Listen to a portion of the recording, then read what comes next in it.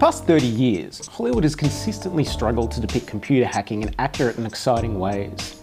In this video, we're turning our eye to the 21st century, when computer hacking in Hollywood started to take a darker, more realistic turn.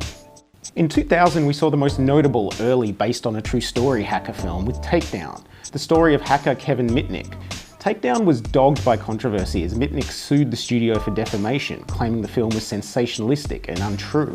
The case was eventually settled out of court. Continuing the trend of semi-realistic hacking stories, the following year saw the release of Antitrust, an amusing concoction starring Tim Robbins as an evil corporate CEO, seemingly played by Robbins as a thinly disguised impression of Bill Gates.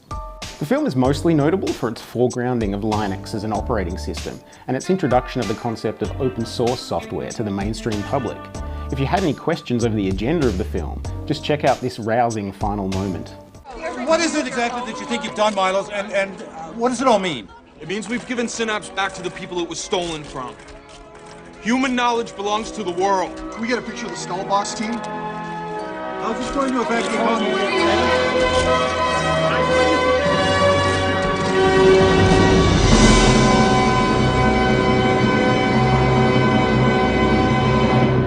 Hollywood wasn't done with idiotic depictions of hacking though, oh no.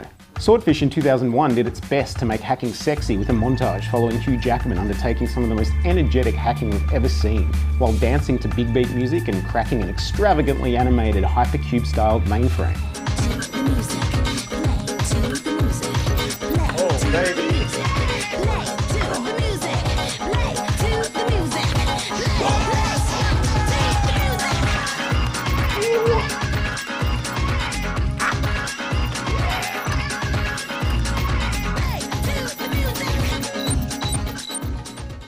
Just quietly, I've got a soft spot for Swordfish's stupidity, and at least the film followed in the tradition of hackers in the net with its title referencing a classic Marx Brothers routine. Hey, what's the matter? You don't understand English? You can't come in here unless you say swordfish. Now I give you one more guess. Swordfish. I think I got it. Is it swordfish? That's it, you guessed it. Pretty good, huh? Fine, you guessed it. In 2003, The Core rocked our world with one of the most incomprehensible and over-animated hacks ever depicted by Hollywood. It's like the filmmakers derived all their knowledge of computers from cinema circa 1992, and then just spat out some terrible CGI animation into our faces.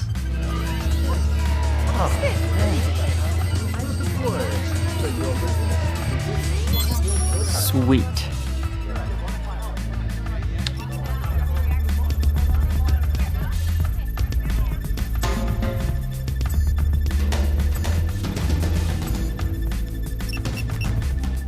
It's unbelievable, outdated, and on second thoughts, kinda makes Hugh Jackman's Swordfish hack look cutting edge. The 21st century also locked into the cliche of the nearly omnipotent computer guy being incorporated into any big film where a hero was gathering a team together.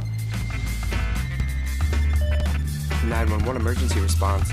The Italian Job gave us one of the best versions of this character, with Seth Green playing Lyle, a computer hacker who constantly talks about how he was the real Napster. We've crashed. It's not a crash.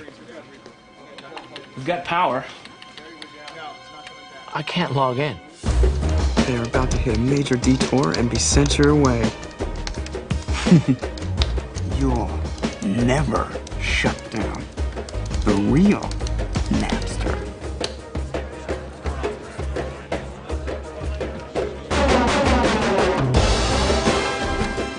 The decade progressed with a mess of different hacking stories. Firewall in 2006 gave us Harrison Ford as a hacker who looked constantly confused. Pulse from the same year took hacking into the realm of modern horror with a bunch of hip computer kids releasing an evil entity from the internet through their indiscriminate computer cracks. And then in 2007, the Die Hard franchise was revived with Live Free or Die Hard, a film that pitched a grumpy old man John McClane into a world dominated by nerdy computer guys. I'll give the film some credit for showing interesting foresight in integrating cyber terrorism as a narrative threat, especially looking back and knowing the Stuxnet worm was to appear in real life just a few years later. Of course, the film also subjected us to Kevin Smith playing a cliched super hacker living in his parents' basement. Come on, Ma! How many times I gotta tell you, you don't break people down here, man? You're supposed to. Oh, what, like you a big fan of the fat? No. He's always more of a Star Wars guy. Star Wars. So, you know, strikes and gutters. At the turn of the first decade in the new millennium, we began to see a new type of realism emerge in Hollywood hacking scenarios, a kind of hip nihilistic realism. The Girl with the Dragon Tattoo, both the Swedish and Hollywood versions, modernised the hacker aesthetic, turning those computer rebels into punky, pierced outcasts and depicting the pragmatics of hacking in a realistically dry way. The Fifth Estate in 2013 served up an odd and ultimately unsuccessful mashup of hacking aesthetics that at times felt like a cross between Hackers from 1995 and a generic Julian Assange biopic. Directing legend Michael Mann also tapped the non-fiction hacking zeitgeist in 2015 with his Stuxnet-inspired Black Hat, a film that valiantly tries to split the difference between accurate interfacing and whiz-bang graphics. Most recently though, the bar has been raised by Mr. Robot, a television series that has taken accuracy in a portrayal of on-screen computer hacking to a new level. Mr. Robot not only forgoes the classical Hollywood tradition of creating artificial CGI computer interfaces, but it shows an obsessive attention to detail never before seen on screen. Cora Dana, a former white hat hacker, works with the show's producers to make sure every on-screen hack is depicted so accurately that eagle-eyed viewers can freeze-frame screenshots and discover that all the code inputted is actually real. Adana even works with a team of computer security specialists to test run every computer hack depicted in a series. For those technologically inclined, there are heaps of Easter eggs buried on screen in the code on the show. Follow a random IP address and visit a series of mystery websites that the producers have set up in the code to reveal programming in-jokes and references to other classic hacking icons. In particular, a great little hackers reference using the term hack the Gibson. Kill the Gibson. Roger that. Perhaps the most impressive aspect of Mr. Robot is the way it's incorporated real hacking scenarios into its narrative while maintaining the on-screen dramatic tension. The show explodes the long-held notion that it's simply unexciting to watch someone tap code into a computer by fundamentally understanding the drama inherent in real-life computer hacking processes.